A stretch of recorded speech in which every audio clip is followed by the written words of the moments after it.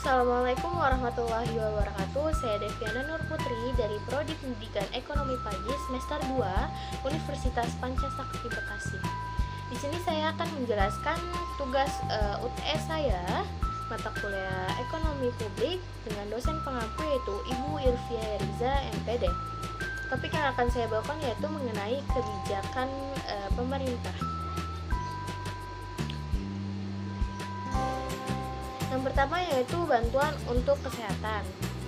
Pemerintah mengarahkan kebijakan kesehatan untuk tahun 2021 untuk percepatan pemulihan kesehatan akibat COVID-19 dengan meningkatkan memeratakan sisi supply, menguatkan koordinasi pusat, daerah, dan swasta, dan juga mengadakan vaksin.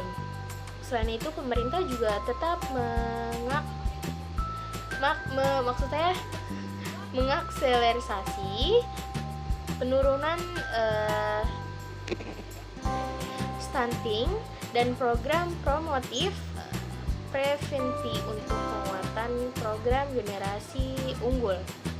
Lalu yang kedua, bantuan makanan dengan kupon dan bantuan nutrisi untuk balita. Pemerintah berencana memperluas stimulus jaringan pengaman sosial. Kali ini sasaran bantuan sosial atau bansos adalah kelompok kelas menengah, rentan miskin atau kelas menengah. Untuk mereka akan diberikan voucher atau kupon makanan secara online. Kepala Badan Kebijakan Fiskal atau BKF Kementerian Keuangan Febrio Kacaribu mengatakan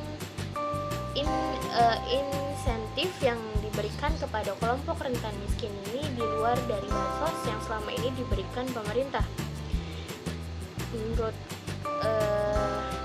kata beliau, ke depan mulai memikirkan untuk perluasan stimulus konsumsi kelas menengah, terutama akan sangat diperlukan kalau kuartal 3 akan ada pergerakan ekonomi apabila di kuartal 4 ujarnya katanya.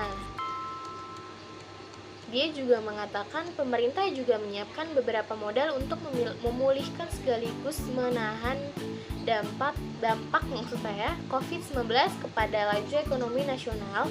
Untuk sisi masyarakat sudah dikucurkan bansos, sedangkan dunia usaha antara lain insentif pajak dan kemudahan perizinan ekspor impor. Dan untuk bantuan nutrisi balita, karena pandemi COVID-19 yang berkepanjangan berefek pada asupan gizi anak-anak di Indonesia, Dompet Duafa atau DD melalui layanan kesehatan cuma-cuma cepat merespon hal tersebut pada Kamis tanggal 19 bulan 8. Balita di wilayah Kelurahan Tengah, Kramat Jati, Jakarta Timur mendapatkan pemeriksaan dan paket nutrisi. Kegiatan yang bertajuk Balita Merdeka Melawan Gizi Kurang atau Gizi Buruk diadakan untuk merayakan HUT RI yang ke-76 beberapa hari lalu, dibantu oleh kader desa Wisma setempat. Tim LKC Dompet Duafa berjalan kaki menyusuri pemukiman padat penduduk untuk mengimbangi para balita satu persatu. Para orang tua dari balita yang diperiksa berterima kasih dengan adanya pemeriksaan dan bantuan Dompet Duafa di masa sulit pandemi sekarang ini, membuat para orang tua harus bersusah payah memenuhi kebutuhan gizi bagi buah hati mereka. Penelusuran pemasukan selalu menjadi faktor utama. Maksud saya, penurunan pemasukan selalu menjadi faktor utama. Selanjutnya yaitu ada bantuan perumahan. Bantuan Stimulan Perumahan Swadaya atau BSPS adalah bantuan pemerintah berupa stimulan bagi masyarakat berpenghasilan rendah atau MDR untuk meningkatkan kesuadayaan dalam pembangunan atau peningkatan kualitas rumah beserta prasarana, sarana, dan utilitas umum atau PSU.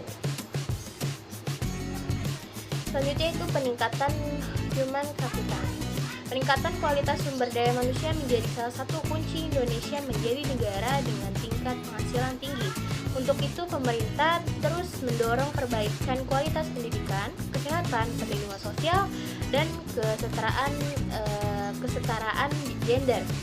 Human capital adalah landasan untuk kesejahteraan dan kunci penggerak high income growth, kata Menteri Keuangan Sri Mulyani Indrawati.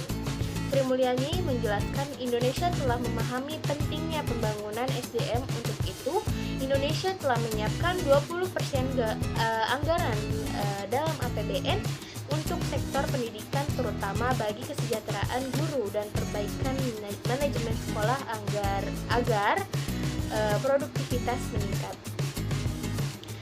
Baik, mungkin itu saja yang dapat saya sampaikan. Bila